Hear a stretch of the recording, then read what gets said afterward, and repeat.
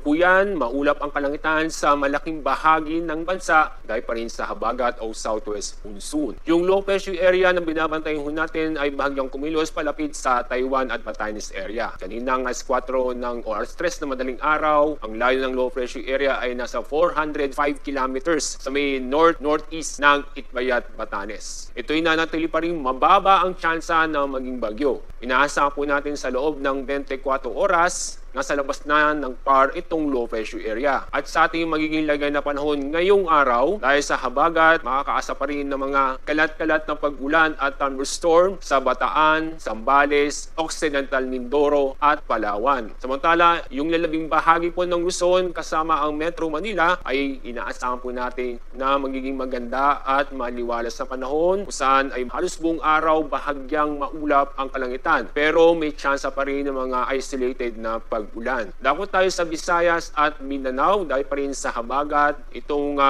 western na Visayas at kasama na rin ang Zamboanga Peninsula at northern Mindanao ay makakaranas ng maulap ang Papaurin na may tsansa ng mga kalat-kalat na pag-ulan at thunderstorm. Yung lalabing bahagi po ng Visayas at lalabing bahagi ng Mindanao, fair weather po tayo except po itong mga isolated na pag-ulan. Sa mga nagbabala pong pumalakad sa ating baybaying dagat, safe naman po dahil inaasahan po natin maging banayan hanggang sa katamtaman ang pag-alon sa buong bansa. Sa weather outlook mula Sabado hanggang Monday next week, itong habagat ay may epekto pa rin bukas at doon na lang po sa bandang Palawan. At tuloy-tuloy na pong lalayo ang habagat, kaya po sa Sunday at Monday next week, wala pong epekto ang habagat sa bansa. Kaya sa mga pilungan tulad sa Metro Manila, sa loob po ng 3 araw, fair weather po tayo except sa mga isolated na mga pag-ulan.